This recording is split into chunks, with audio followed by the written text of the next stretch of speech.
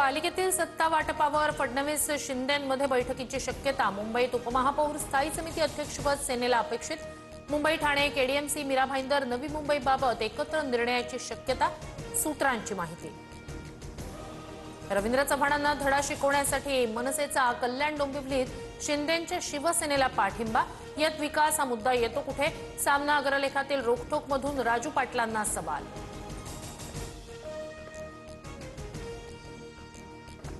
पुण्यात सत्तेची चावी ना अजित पवारांकडे असेल ना भाजपकडे। पुण्याचा जिल्हा परिषद अध्यक्ष शिवसेनेच्या सूचनेनुसारच होईल, विजय शिवतारेंचा दावा। मुख्यमंत्री फडणवीस मोठ्या गुंतवणुकीसह दाओस दौऱ्यावरून परतले। दाओसमध्ये मुख्यमंत्र्यांकडून 30 लाख कोटींचे ऐतिहासिक करार। स्थानिक कंपन्यांसोबत दाओसमध्ये करार करणं एक क्रूर विनोद। एमओयू आणि फडणवीसांच्या कार्यकाळातील राज्यात आलेल्या परकीय उद्योगांबाबत आणि गुंतवणुकीबाबत फडणवीस श्वेतपत्रिका काढतील का? पृथ्वीराज चव्हाणांचा सवाल। लोकलमधील वादातून मुंबईतील मालाड रेल्वे स्थानकावर महाविद्यालयीन प्राध्यापकाची हत्या। आरोपीला अटक, 30 तारखेपर्यंत पोलीस कोठडी।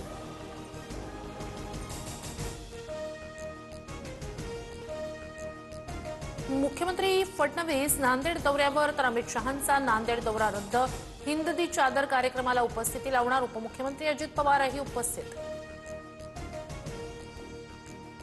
सहर शेख यांचं तेच चिथावणीखोर वक्तव्य करत इम्तियाज जलील यांनी वाद वाढवला। येत्या काळात महाराष्ट्रात हिरवा रंग पसरवू, जलील यांचं भाष्य। इम्तियाज जलील यांनी औरंगजेबच्या कबरीवर जाऊन हिंदू भूमीला हिरवं करण्याचं स्वप्न पाहावं। हिरव्या सापांना औरंगजेबच्या बाजूलाच दफन करणार, नितेश राणेंचा इशारा। भाजपच्या झेंड्यातील खालचा हिरवा रंग एमआयएमचा आहे का? जलील यांच्या वक्तव्यानंतर ठाकरेंच्या शिवसेनेच्या नेत्या सुषमा अंधारेंचा भाजपला सवाल। इम्तियाज जलील साहेब, निजामाचे पूर्वज इतकी मस्ती असेल तर पाकिस्तानात जा। जलीलांच्या वक्तव्याचा संजय शिरसाटांकडून समाचार। धाराशिवमध्ये जिल्हा परिषदेसाठी शिंदेंच्या शिवसेनेच्या उमेदवारांना भाजपकडून एबी फॉर्मचं वाटप। पदाधिकारी राजन साळवींना जाब विचारत असल्याची ऑडिओ क्लिप समोर। TV9 मराठी ऑडिओ क्लिपची पुष्टी करत नाही। तानाजी सावंत आणि राजन साळवींकडे काही एबी फॉर्म दिले होते। साळवींनी जे काही केलं ते शिंदे आणि माझ्या माध्यमातून केलं। साळवींवरील आरोप चुकीचे, सरनाईकांकडून स्पष्ट। केडीएमसीमधील ठाकरे सेनेच्या मिसिंग नगरसेवक मधुर म्हात्रे, कीर्ती ढोणेंचे पोस्टर्स। नगरसेवक बेपत्ता असल्याचा पोस्टरवर उल्लेख। बिहारमध्ये लालू प्रसाद यादव यांनी पक्षाची सूत्र तेजस्वी यादवांच्या हाती दिली। तेजस्वी यादव राजदच्या राष्ट्रीय कार्यकारी अध्यक्षपदी। साताऱ्यातील पाचपुतेवाडीत ड्रग्ज प्रकरणी DRIची कारवाई। एक शेड सील शेडमध्ये अंमली पदार्थांची निर्मिती केली जात असल्याची माहिती समोर। केंद्राकडून पद्म पुरस्कार 2026 ची घोषणा। लोकनाट्य कलाकार रघुवीर खेडकर, वैद्यकीय क्षेत्रात अर्मिडा फर्नांडिस, कापूस संशोधनासाठी श्रीरंग लाड यांना पद्मश्री पुरस्कार जाहीर।